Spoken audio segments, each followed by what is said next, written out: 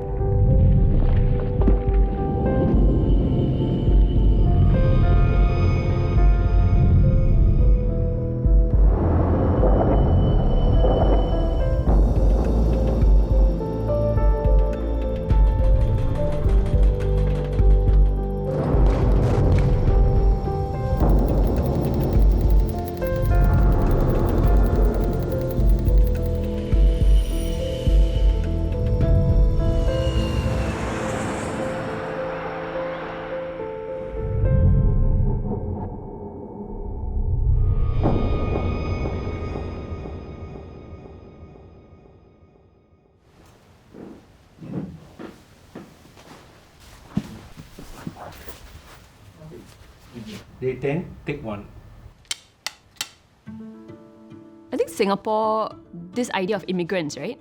It's actually not new, right? So we were a nation of immigrants. And we still continue to be in need of immigrants. But we also have to make sure that we don't inject too many migrants from one specific community in too short a time.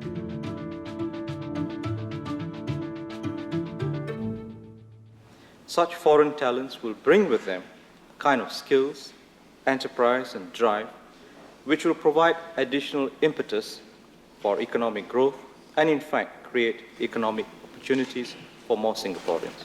In the 1980s, the proportion of Singaporean citizens were about 90%. Since 2020, it's about 61%. So you can notice that there's been a change in terms of proportions with many more non-Singaporeans who are resident in Singapore. We see a lot more foreigners in Singapore right now, and you see them in certain areas, especially, when you go to town. I don't even know anymore where people are from. You hear all sorts of languages on the MRT. I saw a Caucasian man walk down the stairs, and I had never seen a Caucasian man in a HDB estate or in my HDB estate since growing up. And largely we've handled it very well, but I think with COVID and other stresses, we can see, some cracks emerging in the fabric. Well, the Home Affairs Ministry is looking into remarks made by a religious teacher over the novel coronavirus, which Minister K. Shanmugam calls xenophobic and racist. So if you are habitualized into thinking and looking at issues through a racial lens, then that's how we're going to deal with our anxieties and our fears. So right at the beginning, when the virus was first detected in Wuhan, China, there were concerns here in Singapore about Chinese immigrants who were coming here and whether they had been contaminated by the virus and whether there would be vectors which would pass it on to others. In a pandemic situation where a lot of people are losing their jobs, they look at the immigration policy that brings in people from outside Singapore to come and work. Among minorities, there have been at least some concern, and for a good number of years, about the number of Chinese migrants.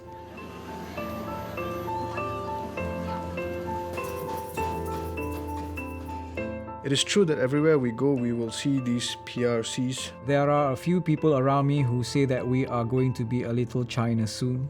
This is what the Singaporean minority groups are afraid of. And we will be treated like second hands.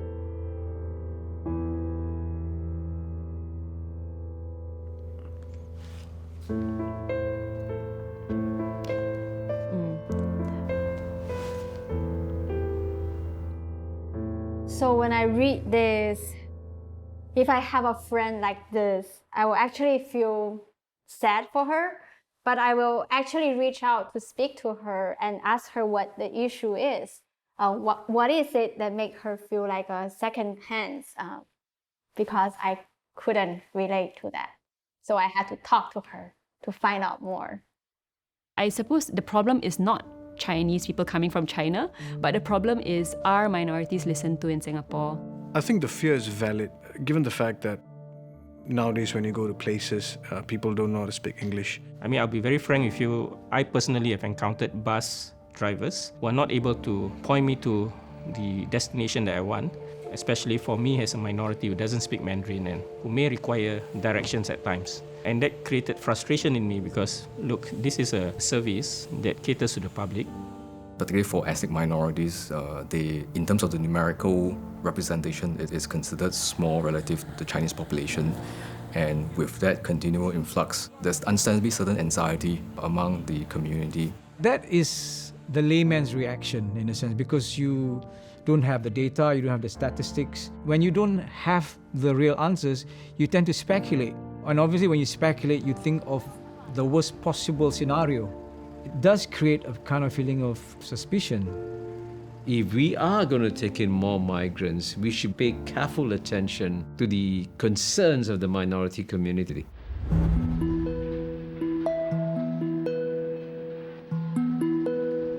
The bulk of transient migrants in Singapore are really who we call foreign workers, and this group is over 1 million in Singapore. They often work in industries like construction, shipyard, factory work. We tend to treat them as expendables, right? Putting it a bit rather bluntly. You know, the idea that they're here to do a job. In fact, some Singaporeans would think that we are doing them a favor by giving them a job here in Singapore. People see this migrant group as undesirable, so they don't want this group to be near the domestic space of their homes. About 300,000 of them live in such dormitories. The case in Serangoon Gardens, there was a move to build a dormitory near a private housing estate, and residents there came up with a petition and did not want migrant workers nearby. Residents might think this affects the price of their properties, but I think it's also linked to a larger fear of this group of men. They're South Asian men, Indian, Bangladeshi, often dark-skinned, but also seen as dangerous, dirty, and this is a stereotype that is not recent but goes back hundreds of years to even colonial and pre-colonial times. Singapore first received convicts in 1825. Convict labourers literally built the foundations and expanded Singapore as a colonial port city in the early 19th century. They also built many of the buildings that are still around today. Many convicts lived in the Bras Basah jail, but went about the town during the day performing various occupational tasks. After the mutiny of 1857 in India, the European population in Singapore was very wary of having large bodies of Indian convicts roaming about the town and near their places of residence. They viewed this as a security threat. And there was also the question of status. When you compare contemporary migrant workers with, for example, convicts in the past, you can see some parallels. Certain communities don't want to be situated close to them and don't want to have, for example, their housing situated close to dormitories and quarters where these workers reside.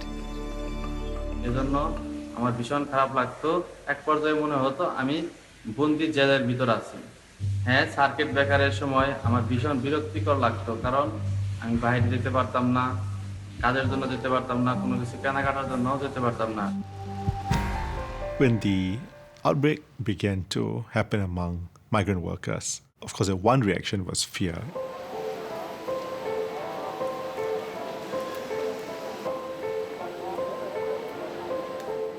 The number of COVID-19 cases involving migrant workers have increased greatly. Aren't migrant workers themselves responsible for this state they are in now? They like to gather and have poor personal hygiene. Surely that should be a factor.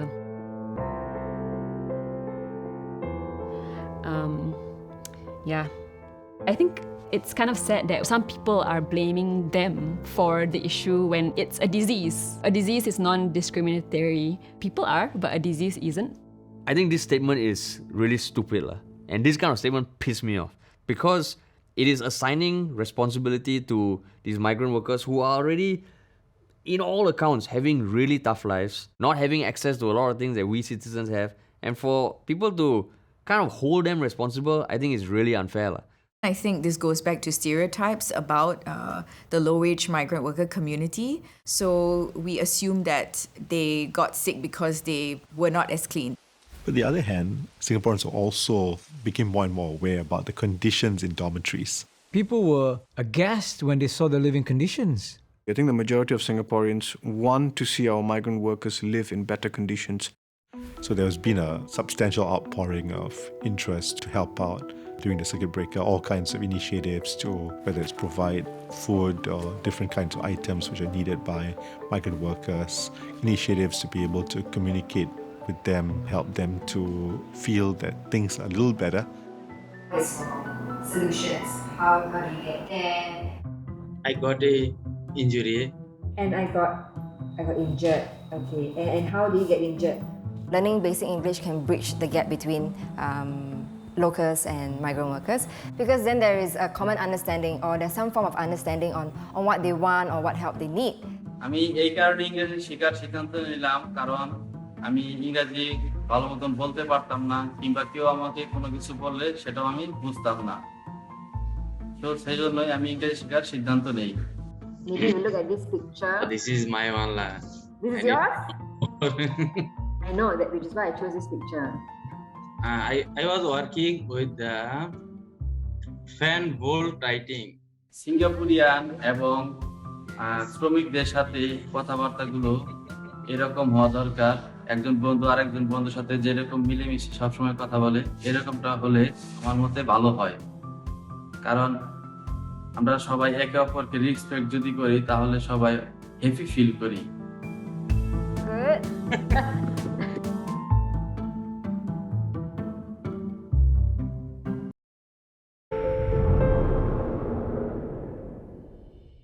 If we want to talk about multiracialism in Singapore, if we want to talk about equality of races, then we really have to examine and root out this idea of hate for Indians that are coming from India. Because where do you think Indians from, in Singapore come from? Police are investigating a 47-year-old man who allegedly uttered offensive remarks to an Indian family. In a video online, he can also be heard saying, and I quote, "This is my country," unquote. We've recently heard of a case of, I think, a Singaporean Indian man confronting an Indian, maybe new citizen or naturalized immigrant, and berating them for bringing the virus. I think it's becoming very scary to look like me, look Indian, look like you're not a common image of a Singaporean. And I worry about people like my mother. She walking around in sari might actually make her vulnerable to attack.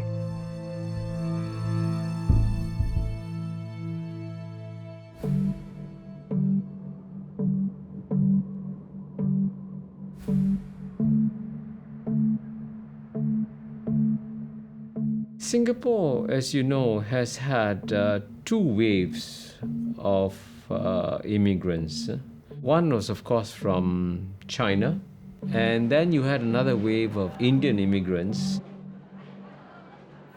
Therefore, the government will encourage and facilitate the entry of Indians who are talented, who want to come to Singapore to work and settle down here. There's an assumption that this group is privileged in terms of being given better access to certain jobs and opportunities compared to Singaporeans, for example. There are 4 documents to be signed this evening.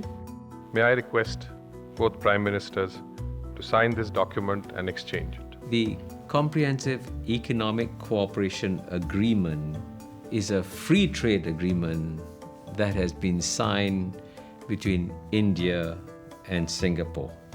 It has lowered tariffs on products that travel between India and Singapore, and to a certain extent, it also allows a certain free movement of labor between India and Singapore.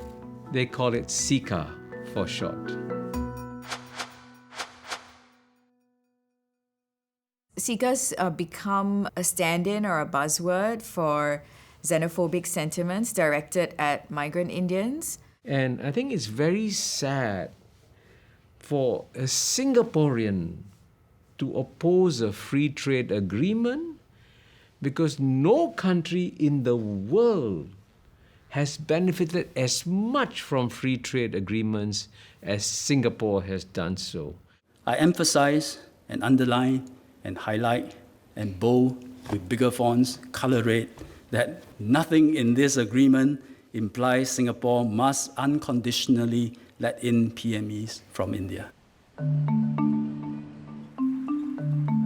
Sociologists would classify new Indian migrants from India to Singapore as hyperselected.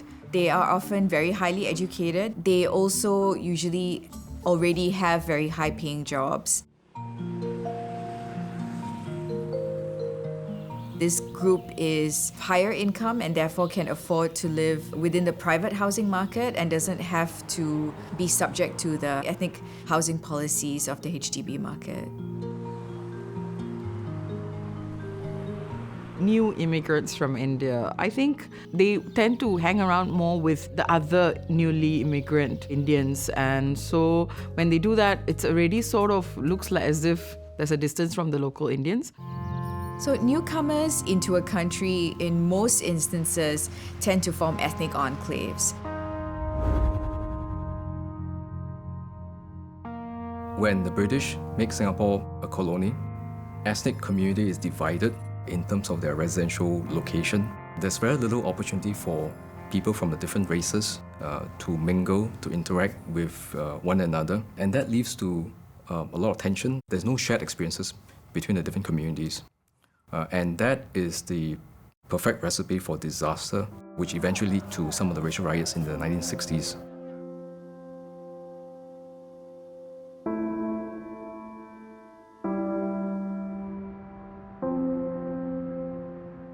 Singapore became a self-governing state in 1959, and in 1960, we set up HDB, Housing Development Board. Toa Payoh, Singapore's newest satellite town, is fast taking shape. Within a few months of the first tenders being issued, several blocks of flats are already going up.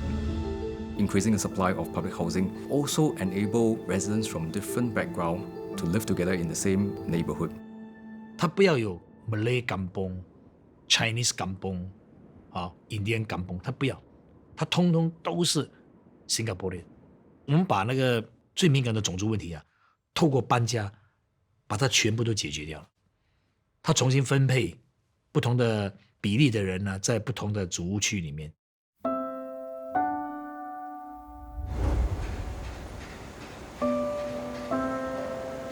The HDB estate, of course, has quotas for migrants and people of different ethnic backgrounds, so it's well calibrated.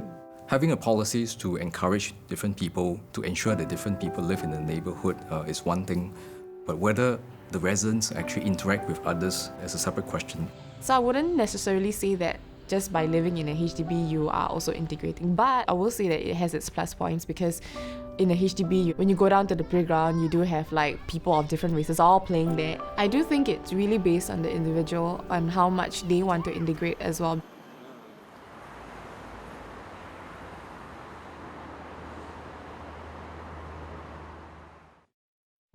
To me, I don't want to contribute in any way in fostering a closer relationship with foreign nationals. They view us with suspicion, so why should I try and get to know them? I will not invite them to my house or even join in any of their activities, as I have no time.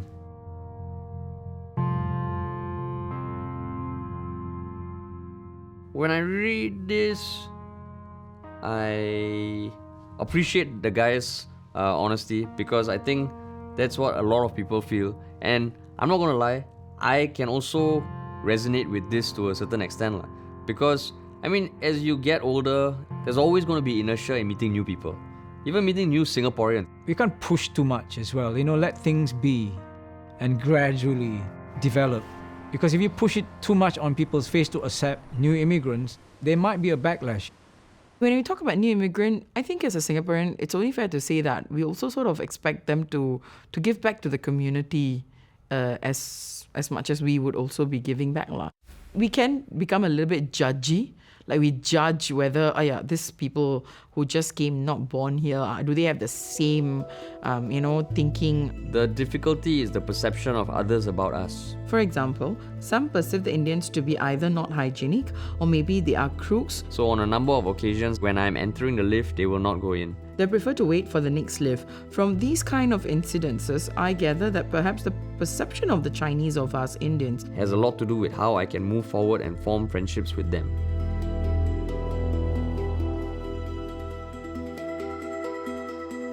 I myself have experienced instances where I'm in a lift, someone of another ethnicity looks at me and doesn't come in.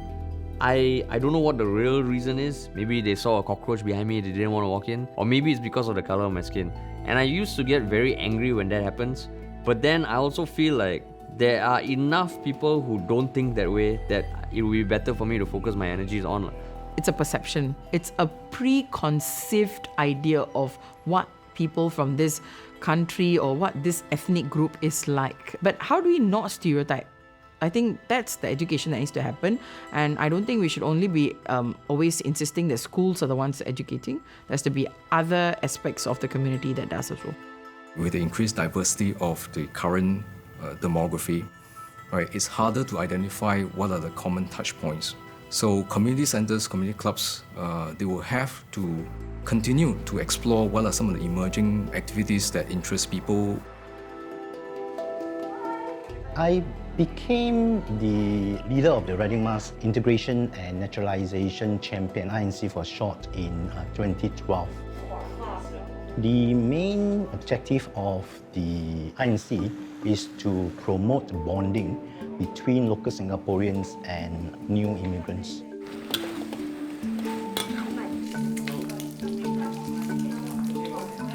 Essentially, what we do is that we will cook and pack food for the elderly in need. I managed to get hold of volunteers from different countries. The new citizens that are actually helping me is Mali, who is actually from China, as well as Sana, who is from Hong Kong. In fact, it's a very good opportunity for them to be able to mingle together, to learn about their different culture. I do think that if allowed naturally, people will just come together, you know. Sometimes we don't have to try too hard, because the more we force it, the more people will resist it. Especially this is part of government attempt to make us accept these foreigners. So all these kind of sentiments will come in, and it's not going to help much. Integration can be a tall order, but we certainly can strive for neighborliness. We treat our neighbor, whether it's a local or a foreigner, with dignity, with respect. And through that process, that might open a door for deeper conversations. And finally, that would allow an immigrant to be better integrated within our spaces.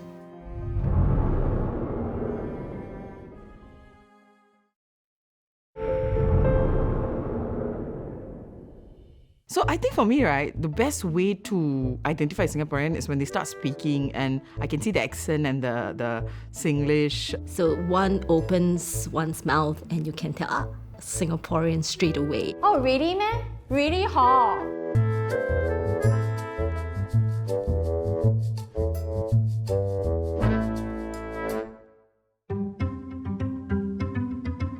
When I first arrived in Singapore, and it's quite some time ago, I think the first thing that I was a little surprised a bit was the response, which was just can.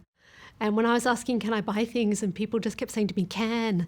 And I found that a little bit, I was just like, can what? I'm not quite sure. I originated from Zhengzhou, Henan, before I came to Singapore about 13 years ago, in 2008. So I first went to high school in secondary 3 and 4. When I first came to Singapore, the main barrier to integration was actually the language, because we are not speaking the same way as our peers were speaking. So I felt like in a social setting, that was a little bit of a challenging of fitting in. I think for someone who is coming to Singapore for a short time, I think Singlish is more like something that you recognize. I think that it's very hard to pick up. It's so difficult. I mean, try to explain to someone how to use la properly. Singlish has elements of many different languages. English, Hokkien, Malay definitely, and some people say Mandarin. So the way I like to think about this is thinking about it using Lego blocks. So you have this kid who comes in with a big box of red Lego bricks. Second kid comes in with half a box of blue bricks. Third kid comes in with a quarter box of yellow bricks. And the fourth kid comes with just one single white brick. They pour the Lego bricks now into a sandbox. And all the bricks are now mixed together. That's what Singlish is, an output of different languages that were at the right place at the right time coming together because people were interacting, like the kids holding different boxes of Lego bricks coming together.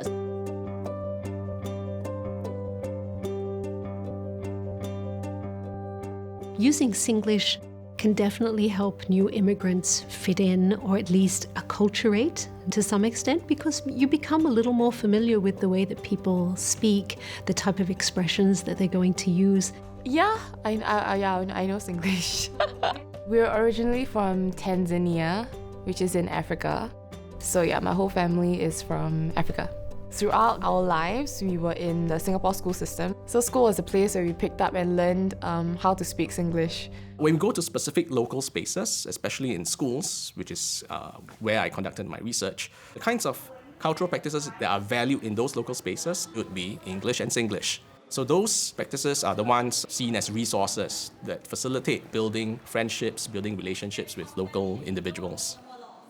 I learned Singlish from my Singaporean friends because they mostly speak Singlish. When I hang out with my Singaporean university friends and classmates, whether we do school projects together or we hang out in a social setting like birthday celebrations, pretty much the majority of the language used was Singlish. So after a long while, it's infectious and we all just pick up Singlish.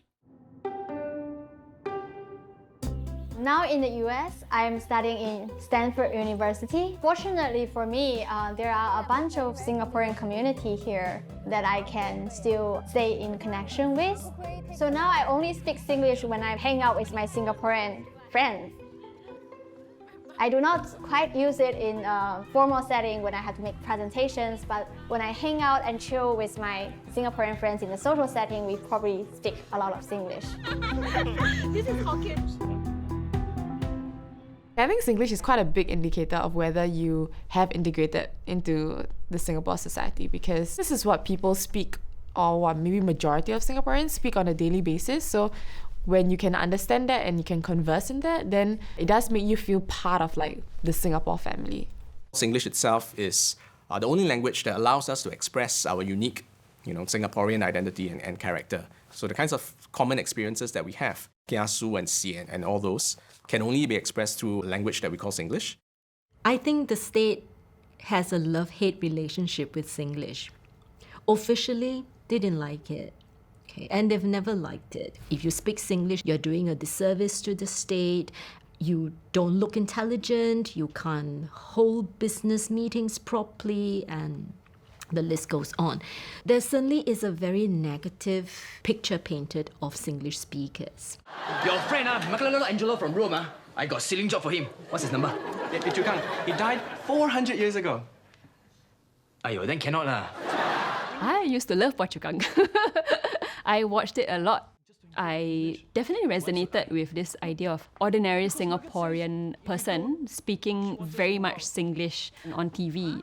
So it was not just funny, it was just unabashedly Singaporean. Best in Singapore and JB. Bye-bye. Hey, don't play. When the show PCK came on, and in the first season we were using a lot of la and man. Good. Okay, bye-bye. So Chula, you got the job lah. Well then, your husband good The show was a hit. So much so that the kids in school, in primary school, started using the la and the man as well, which was the start of the problem. The parents and teachers started complaining. I actually got an email saying that, Gurmit, please watch this year's National Day Rally. Phua Chu Kang and you will be mentioned. What?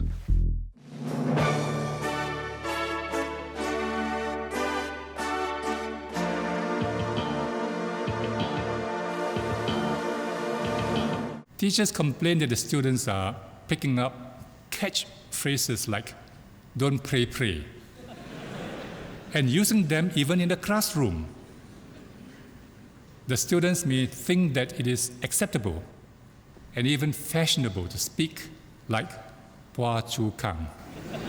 I tell you this, my heart was pounding. For real. Here I am, just an artist trying to make people laugh and hopefully be part of someone's good day. Instead, I make the villain of the nation.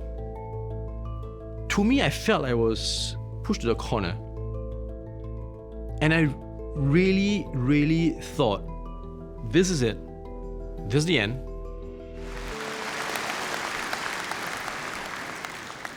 I therefore asked TCS to try persuading Phua Chu Kang to attend NTUC's best classes to improve his English.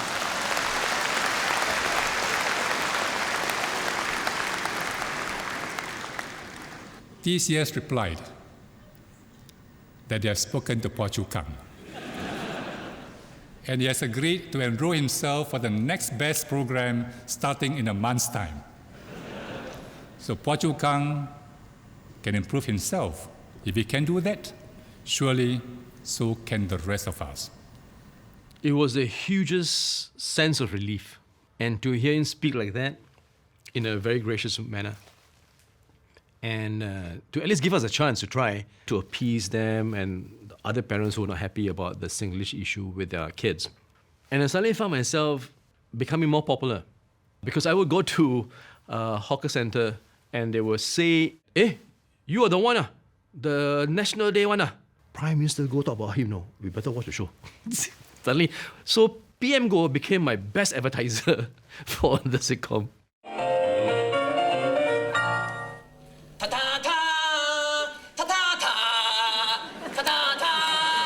This is presented to Mr. Phua Chu Kang for attending and successfully completing the best English course level 1. At the very early phases of the Speak Good English movement, it was a very clear message, and that is, don't speak Singlish. Singlish is bad English. my new detail that slipped out of my... I was watching the video of the Speak Good English campaign, and all the laughs were when PCK spoke. The problem with that campaign was they were trying to say this one should go away and only this good English should be sustained. I say, why can't we coexist? The government stance has mellowed over the years, so the Speak Good English movement, SGEM's focus right now is quite different. In the past few editions of SGEM, the way that they reiterated their focus, it's really more of acknowledging that both Singlish and Standard English can coexist. In times of pandemic, you have the SARS Survivor rap by Phua Chu Kang. Wash your hands whenever you can.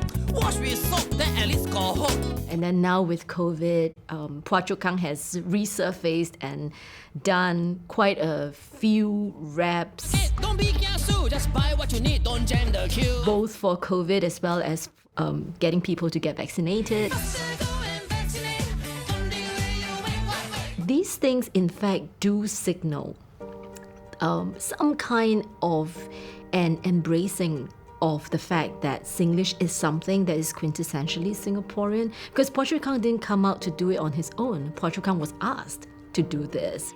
You know, for the longest time, Singapore has been trying to find an identity. We tried to build the national orchid flower as our identity.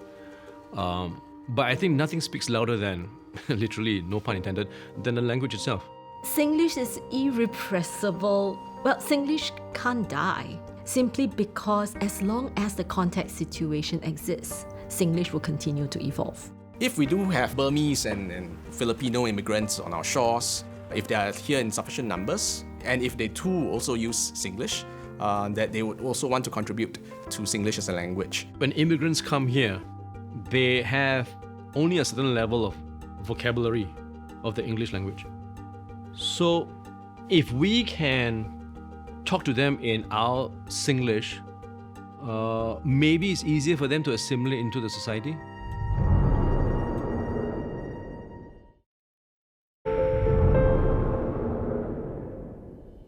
Regardless of race, language, or religion. Mohan Hejde. Please.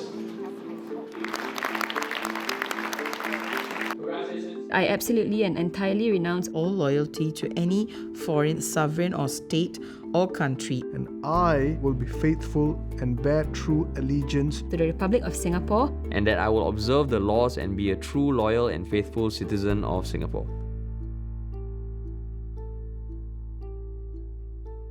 The wording of this oath is really scary.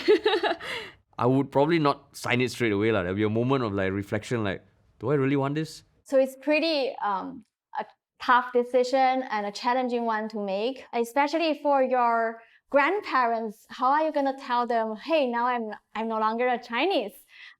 This is maybe a little bit hard to be accepted by the older generation, especially.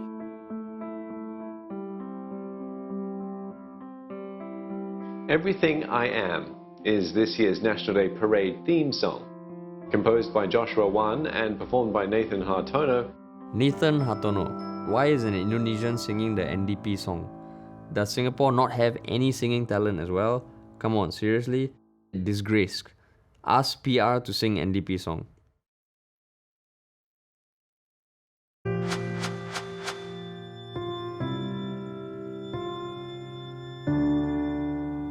So when I saw people reacting this way, then I felt again it's the same thing. Like, do they know the full context of how much time he spent in Singapore? Do they know his thoughts on perspectives of living in Singapore? And I think he's got every right to write a National Day song. And it's just unfortunate that we even have to have this conversation when there's so many other conversations which are even more important for us to talk about. Well, from what I've read, he is a Singaporean, although, he's got Indonesian roots. And how far do you want to stretch it? Like, he's not holding a made in Singapore microphone. He's not wearing a clothes made by Singapore designer. He says he's a Singaporean and he's singing a song about National Day. I think it's valid. He represented us in a different country, flying our flag, and we have to be proud of him. If you look at it from that context, the case of Nathan Hartono, the amount of interest and discussion on whether they've served national service, it's not insignificant because Singaporeans naturally would have the interest to find out whether they are part of the rituals, part of the shared experiences that we all have. We see it as a duty.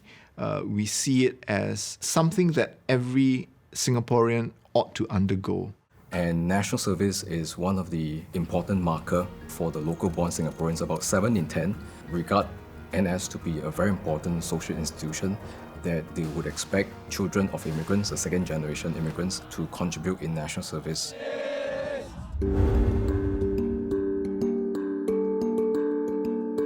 We mustn't forget that national service is first and foremost about defending the country.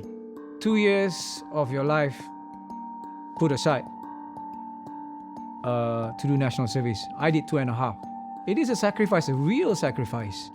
我告诉你啊，当新加坡开始要讲这个国民服役的时候，很多人反对，因为不要忘记了，我们的大部分的移民都是来自大陆，那么当时可能有这样的一句话，就是好男不当兵。但这句话呢是流传很久的哦，好男不当兵，好男不当兵。为什么呢？第一，当兵因为以前我们是找这个以色列的部队来训练我们的这个军人他们的军事的教育是很严格的，所以我们的很多军人未必会受得了。当兵那个日子是很苦很苦，比现在的苦梦几百倍了。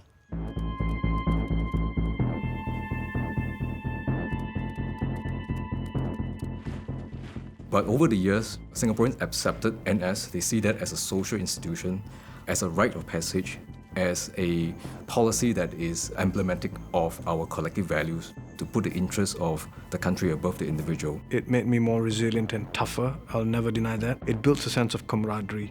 And Singaporean boys, they grow up with that. On the other hand, if you look at the immigrant sample, roughly about 40% of them regard NS as important. 所以现在我已经看到有很多 PR 也可以当兵了，有的 PR 他们也选择当兵了，这个其实是更感动的。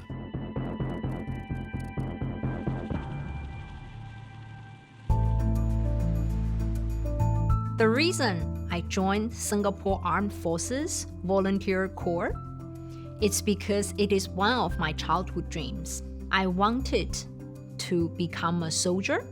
After many years living in Singapore, I would like to call Singapore as my home. So I started thinking how I can contribute to the society, which has offered me so much.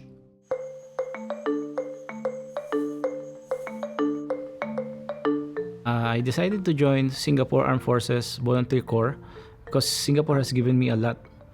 A good job, a great and safe place for my family to stay. Additionally, I also have 3 sons who's going to serve NS soon.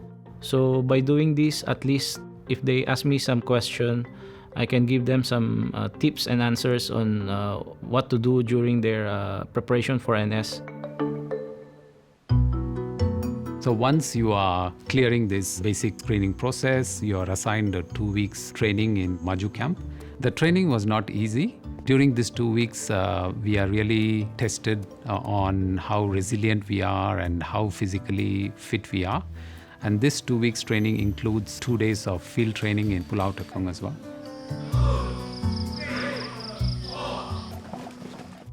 But at the same time, it is also a lot of fun because you really spend a lot of time with other volunteers, living and training and learning along with them. And I think that has given me some kind of a shared experience with the local Singaporeans and also some common understanding of the basic Singapore ethos.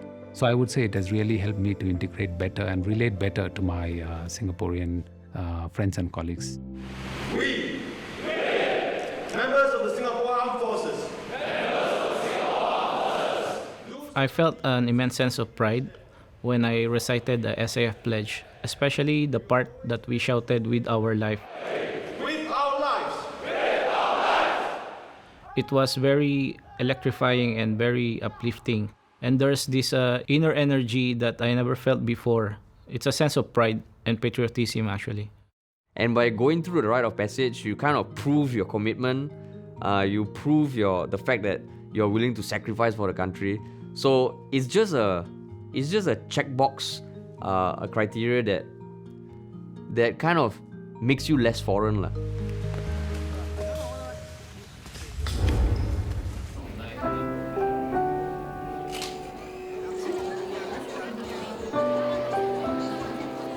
Given that Singapore has quite an open migration policy, so we find that latest data showed that there are a lot more intermarriages happening, not just different races, but different nationalities also. Do you want sugar? Yes, please. We met in 2015 and we married in 2018. And from my observation as well, I think I see a lot more transnational or multiracial couples. I think it's become quite commonplace now. My family were, I think, more curious about the relationship, so I just tried to get them communicating online as much as possible. So it was quite easy. Maybe the only difference was obviously the religion, because my family are Christian and his family are Muslim. How do we integrate them together well? I think it's good that they have discussions.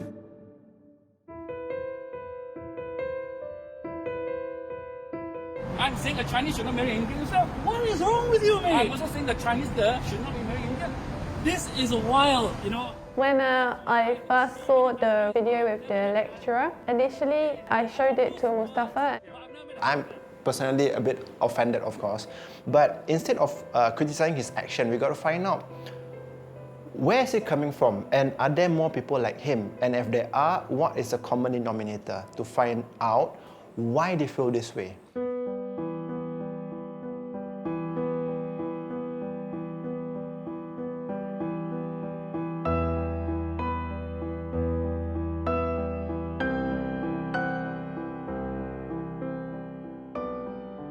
It has crossed my mind quite a few times, like since we got married. How will our children be looked at? And I have great confidence that over time all this racism and all these issues will just be in the background and they'll just slowly disappear as generations move on and forwards. I personally think that racism or racist thoughts, for that matter, can never be eliminated. But that doesn't mean we shouldn't try.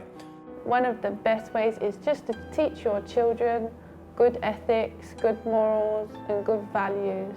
And then from there, the society over the generations can begin to get better.